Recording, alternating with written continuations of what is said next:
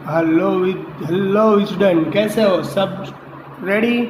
चलो बढ़िया साहब। चलो आज हम शुरू करेंगे चैप्टर नंबर 13 के बारे में। साइंस के बारे में डिस्कशन कर रहे थे, उसी चैप्टर में आगे बढ़ते हैं। लास्ट टाइम हमने इलेक्ट्रो मोटर के बारे में बात की थी। इलेक्ट्रिक मोटर यानी कि one type of DC motor. इसका प्रिंसिपल क्या था वो आपको अच्छी तरह से मालूम होगा।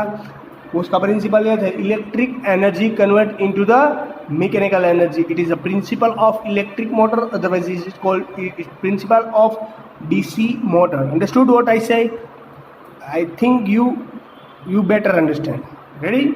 चलो अब शुरू करेंगे हम नेक्स्ट टॉपिक। नाम क्या है उसका नेक्स्ट टॉपिक का? Electromagnetic induction. तो यहाँ से टॉपिक चेंज हो रहा है। कैसे चेंज हो रहा है? लास्ट टाइम हमने जो भी डिस्कशन की थी, इलेक्ट्रिक करंट को हम अप्लाई कर रहे थे, उसी के रीजन से कुछ मैग्नेटिक इफेक्ट जनरेट हो रही थी। उसी मैग्नेटिक इफेक्ट के कारण वो मैग्नेटिक इफेक्ट है वो मैकेनिकल एनर्जी में कन्वर्ट हो रही थी। तो पहले क्या था, इलेक्ट्रिक एनर्जी दो, वो कन्वर्ट हो रही थी मैग्नेटिक इफेक्ट में, और वो magnetic effect mechanical energy produce करने में यूज होती थी। रेडी? तो अब क्या हो रहा है, अब न्यू टॉपिक है उससे उल्टा।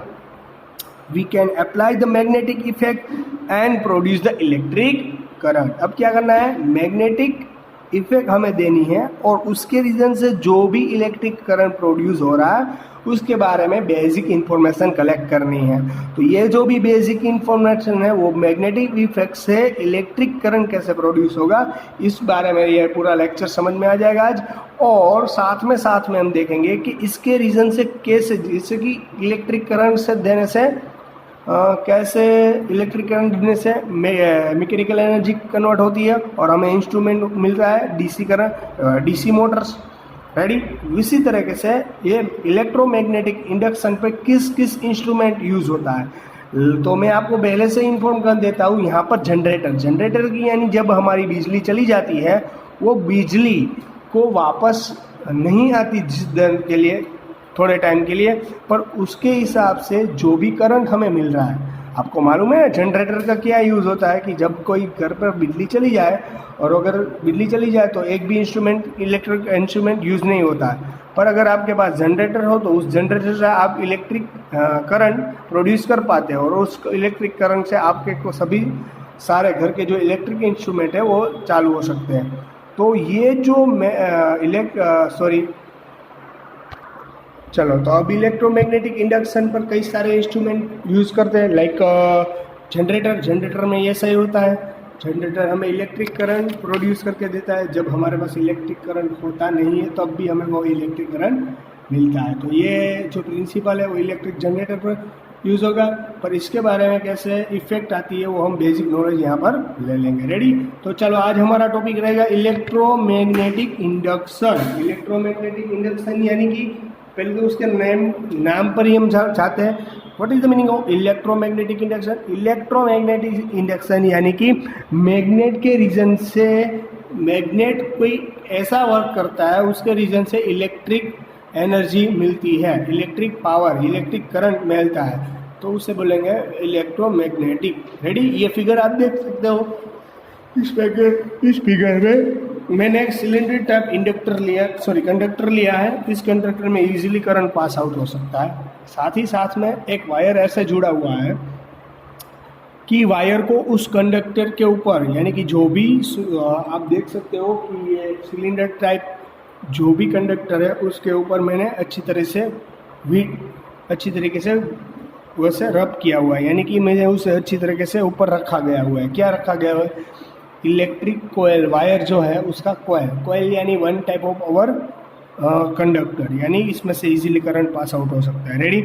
इस तरीके से एक पूरा इंस्ट्रूमेंट बनाया हुआ है। साथ में बाहर से उस कोयल जो बनी है उस कोयल के साथ में मैंने गैल्वेनोमीटर कनेक्ट किया हुआ है। What is the galvanometer? ये गैल्वेनोमीटर क्या है तो मैंने लास्ट चैप्टर में भी समझाया था। इस चैप्टर में भी गैल्वेनोमीटर की थोड़ी सी डिस्कशन कर लेता हूँ। गैल्वेनोमीटर ऐसा इंस्ट्रूमेंट है जो इलेक्ट्रिक करंट होने या ना होने की प्रूफ देता है। आई बात समझ में? तो आप मुझे ये बोलोगे सर तो एमीटर है वो इलेक्ट्रिक करंट मेजरमेंट करता है। मैं आपने ये बोला था कि एमीटर है वो इलेक्ट्रिक करंट मेजरमेंट करता है। हाँ, I am right, because of electric current measurement करने के लिए क्या होता है, एमीटर। पर गैल्वेनोमीटर क्या होता है, इलेक्ट्रिक करंट है वहाँ पर प्रेजेंट है या एब्सेंट है वो डिसाइड करने के लिए गैल्वेनोमीटर यूज होता है। पर एमीटर ये यूज होता है कि एमीटर इसलिए यूज होता है कि कितना इलेक्ट्रिक करंट है। आई बात समझ में, दोनों एमीटर और गैल्वेनोमीटर में ये डिफरेंस है। यानी कई बार आपको पता नहीं चलता है कि गैल्वेनोमीटर कौन सा काम करेगा और एमीटर कौन सा काम करेगा। तो गैल्वेनोमीटर इलेक्ट्रिक करंट प्रेजेंट या एब्सेंट है वो डिसाइड करता है, और एमीटर इलेक्ट्रिक करंट की वैल्यू बता देता है। रेडी, ये दोनों में डिफरेंस है। तो यहाँ पर बाहर से कॉइल को गैल्वेनोमीटर से कनेक्ट किया गया हुआ है, गैल्वेनोमीटर से कनेक्ट किया गया है। यानी कि इसका मीनिंग ये है कि अगर इसको गैल्वेनोमीटर से कनेक्ट किया है तो यहाँ पर हमें पता चलेगा कि यहाँ पर करंट है या नहीं है। रेडी, और ये है हमारा बार मैग्नेट। बार मैग्नेट को हम नॉर्थ और साउथ, क्योंकि आपको मालूम है कि बार मैग्नेट की मैग्नेटिक फील्ड कैसी होती है, नॉर्थ टू साउथ। तो इसे बार मैग्नेट को यहाँ पर रखा गया हुआ है। बार मैग्नेट यानी one type of bar magnet. Ready, चलो। तो सबसे पहले हमने क्या किया, take a coil of wire. हमने एक कॉइल ली वायर की A B, having a large number of turns, यानी कि यहाँ पर कई सारे टर्न्स हैं। टर्न्स जितने टर्न्स ज़्यादा होंगे उतने ही मैग्नेटिक फील्ड ज़्यादा इफेक्ट करेगी और उतना ही करंट हमें ज़्यादा मिलेगा। वो आपको पता है, पहले से ही सॉलिड में हमने पढ़ लिया था कि जितना यहाँ पर टर्न ज़्यादा होगा, जितना का टर्न ज़्यादा होगा उतना ही मैग्नेटिक फील्ड ज़्यादा प्रोड्यूस होगा। मैग्नेटिक फील्ड जितना ज़्यादा और स्ट्रॉन्ग प्रोड्यूस होगा उतना ही इलेक्ट्रिक करंट हमें ज़्यादा मिलेगा। Ready, connect of the coil of galvanometer as shown in the figure, take a strong bar magnet. हमने यहाँ पर स्ट्रॉन्ग बार मैग्नेट लिया हुआ जो मैग्नेटिक फील्ड स्ट्रॉन्ग जनरेट करता है। Now withdraw of north pole and magnet away from the coil, यानी अब क्या करना है, ये मैग्नेट है उसको हमें मूव करना है। मूव करना है यानी एक बार अवे फ्रॉम द, यानी कि एक बार अवे फ्रॉम द कॉइल, यानी इस कॉइल से हमें बार मैग्नेट को एक बार दूर ले जाना है। And then near at the magnetic, near at the coil, यानी कि एक बार अवे फ्रॉम द एंड एक बार नियर ऑफ द, यानी कि एक बार दूर ले जाना है एक बार नियर ले आना। तो क्या इफेक्ट होगा, जो भी इफेक्ट होगा इस गैल्वेनोमीटर में, इस गैल्वेनोमीटर की जो ये नीडल है उस पर हमें रिप्रेजेंट करेगा। यहाँ पर देखो गैल्वेनोमीटर के बीच में एग्जैक्ट 0 रखा गया हुआ है। अगर कोई भी इलेक्ट्रिक करंट प्रोड्यूस नहीं होता है और कोई भी कुछ भी नहीं होता तो ये नीडल है वो 0 पर रहेगी। क्यों, क्योंकि वहाँ पर कोई भी इलेक्ट्रिक करंट प्रोड्यूस नहीं हो रहा है। मैं बोल रहा हूँ आपको समझ में आ रहा है। नाउ अब क्या करना है देख लेना। Now we started this experience. Now move the south pole of the magnet towards the end B of the coil. अब क्या करना है, साउथ पोल है, नॉर्थ पोल है, साउथ पोल दो है। नॉर्थ पोल को सबसे पहले आपको बी से नज़दीक ले आना है। नज़दीक आप जितना भी ले आओगे, तब मैं क्या बोल रहा हूँ वो देखना। नॉर्थ पोल जितना नज़दीक ले आओगे उतना ही मैग्नेटिक, यहाँ पर मैग्नेट के उसके कारण मैग्नेटिक फील्ड होगी, उतनी मैग्नेटिक फील्ड उस पर ज़्यादा इफेक्ट करेगी, और उतनी जितनी मैग्नेटिक फील्ड ज़्यादा इफेक्ट करेगी उसके रीज़न से उतना ही करंट ज़्यादा फ्लो होगा, और जितना करंट ज़्यादा फ्लो होगा उतना ही गैल्वेनोमीटर में आपकी जो नीडल है वो राइट और लेफ्ट वैसे मूव होती हुई आपको दिख जाएगी। यानी कि मैग्नेट है वो मैंने यहाँ से एक भी इलेक्ट्रिक करंट दिया नहीं है, देख सकते हो आप लोग। पर मैग्नेट को मूव करने से इस पर कुछ वेरिएशन आता है। जो भी वेरिएशन आता है, जो भी चेंजेस है यहाँ पर, वो ये पता कर रहा है कि यहाँ पर कुछ इलेक्ट्रिक करंट होना ज़रूरी है।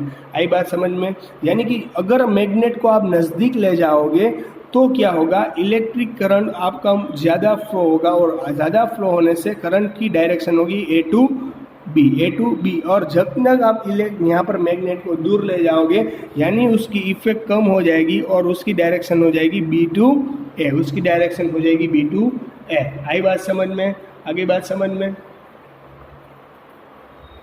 अगर गैल्वेनोमीटर की नीडल 0 पर स्टॉप हो गई, अगर गैल्वेनोमीटर की नीडल 0 पर स्टॉप हो गई, 0 पर स्टॉप हो जाने का मतलब ये है कि वहाँ पर इलेक्ट्रिक करंट है ही नहीं, वहाँ पर इलेक्ट्रिक करंट है ही नहीं। आई बात समझ में क्या बोल रहा हूँ, 0 पर स्टॉप हो जाने का मतलब वहाँ पर इलेक्ट्रिक करंट है ही नहीं। यानी कि if our bar magnet still at it as it is position and also our coil is still at as it is position, then will not any variation we take in the galvanometer. हम एक भी variation galvanometer देख सकते नहीं, कब?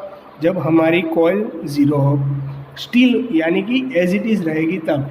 When coil kept stationary with respect to the magnet, the direction of the galvanometer needle drops to the zero. मैंने कहना बताया ना कि जब भी हमारी एक भी इफेक्ट नहीं करेगी. रेडी? तो ये बार मैग्नेट है, ये सबसे यूजफुल है. यानी कि यहाँ पर हमने क्या किया, इसे मैग्नेट के रीजन से इसको नज़दीक दूर लाए, तो उस नज़दीक दूर के लाने से हिसाब से इसमें कुछ करंट फ्लो हो रहा है. वो करंट फ्लो है राइट है या रॉन्ग, मैंने यहाँ पर गैल्वेनोमीटर में मेजरमेंट कर लिया था. तो if you move the south pole of the magnet towards end of the B coil, the direction of the galvanometer would just be opposite. अगर यहाँ पर चेंज करते हो, ये साउथ यहाँ पर लाते हो, तो मैग्नेट के रीजन से जहाँ भी इलेक्ट्रिक करंट प्रोड्यूस हो रहा था, उस इलेक्ट्रिक करंट की डायरेक्शन अब उल्टी हो जाएगी. डायरेक्शन उल्टी यानी कि साउथ यहाँ पर ले आऊँ और नॉर्थ यहाँ पर ले आऊँ, यानी इसका मतलब ये हो गया कि मैग्नेटिक समझ लो कि डायरेक्शन जब नॉर्थ यहाँ पर था तो मैग्नेटिक इलेक्ट्रिक करंट की डायरेक्शन ए टू बी थी, पर जब साउथ में यहाँ ले आऊँगा तो उसकी डायरेक्शन चेंज हो जाएगी और उसकी डायरेक्शन हो जाएगी बी टू ए. ये उसमें चेंजेस आ जाएगा. पर कब? जब आप डायरेक्शन चेंज करोगे. पर जितनी ज़्यादा स्पीड में आपको इसको मूव नज़दीक या दूर लाओगे, उतना ज़्यादा इलेक्ट्रिक करंट प्रोड्यूस होता हुआ दिखेगा, उतना ही ज़्यादा इलेक्ट्रिक करंट प्रोड्यूस होता हुआ दिखेगा. उसी के रीज़न से यहाँ पर हम इलेक्ट्रिक करंट प्रेजेंट है या एब्सेंट है वो डिसाइड कर पाएंगे. फिर भी अगर कुछ the potential is called the inductance potential difference and the corresponding current is called the induction current. फिर भी इसमें किसी को डाउट हो, मैग्नेटिक इलेक्ट्रोमैग्नेटिक इंडक्शन ये रूल्स हैं वो सभी पर फॉलो होता है. इसके बाद का जो भी टॉपिक है वो इसी पर डिपेंड है. जो इलेक्ट्रिक जनरेटर वो इम्पोर्टेंट है बोर्ड के टॉपिक के लिए, इसको भी अच्छी तरीके से समझना ज़रूरी है. फिर भी आपको कुछ दिक्कत रह जाए, कुछ क्वेरी हो जाए, कुछ नहीं समझ में ऐसा कुछ हो तो आप मुझे बता सकते हो. और इलेक्ट्रिक जनरेटर फिर भी मैं आपको ये बोल रहा हूँ कि ये जो मैंने आज टॉपिक करवाया ये इम्पोर्टेंट टॉपिक है, इसलिए मैं आपको जो PDF शेयर करूँगा उसमें से आपको होमवर्क करना है और इसको समझना है. सिर्फ क्या है, फिगर ड्रॉ करनी है, फिगर को एक्सप्लेन करना है और बाद में जो भी आप मूव कर रहे हो, नॉर्थ को नज़दीक ले आने से कौन सा इलेक्ट्रिक करंट कौन सी डायरेक्शन में जाएगा, साउथ को नज़दीक ले आने से कौन सी डायरेक्शन में इलेक्ट्रिक करंट जाएगा, वही सारी जो डिस्कशन है वही हमें यहाँ पर करनी है. पर वो सारी डिस्कशन को हमें क्या करना है, एक्सप्लेन करना भी ज़रूरी है. तो ये वो हमारा कैसा है वर्किंग आ जाएगा. और बाद में ये सब इलेक्ट्रोमैग्नेटिक इंडक्शन कहाँ कहाँ पर यूज़ होगा वो आपको लिख देना है. यानी कि ये सारी अगर इन्फॉर्मेशन आपने यहाँ पर लिख दी है तो आपको यहाँ तो पूरे मार्क्स मिलने की पॉसिबिलिटी रहेगी. और मैं कह रहा हूँ ये इजी है इलेक्ट्रोमैग्नेटिक इंडक्शन, इसमें कुछ डिफ़िकल्ट नहीं है. अगर फिर भी कुछ दिक्कत रही तो आप मुझे कह सकते हो. रेडी? तो आप ये अच्छी तरीके से देख लेना. फिर भी नहीं समझ में टेक्स्ट बुक में भी दिया गया होगा, ऐसा नहीं कि टेक्स्ट बुक में नहीं दिया गया होगा, टेक्स्ट बुक में भी दिया गया होगा. तो चलो बच्चों, यहाँ तक आज इलेक्ट्रोमैग्नेटिक इंडक्शन तक रखता हूँ. बाद में जो टॉपिक आएगा मैं आपको इलेक्ट्रिक जनरेटर के बारे में डिस्कशन कराऊंगा. फ्लेमिंग्स राइट हैंड रूल्स भी आएगा.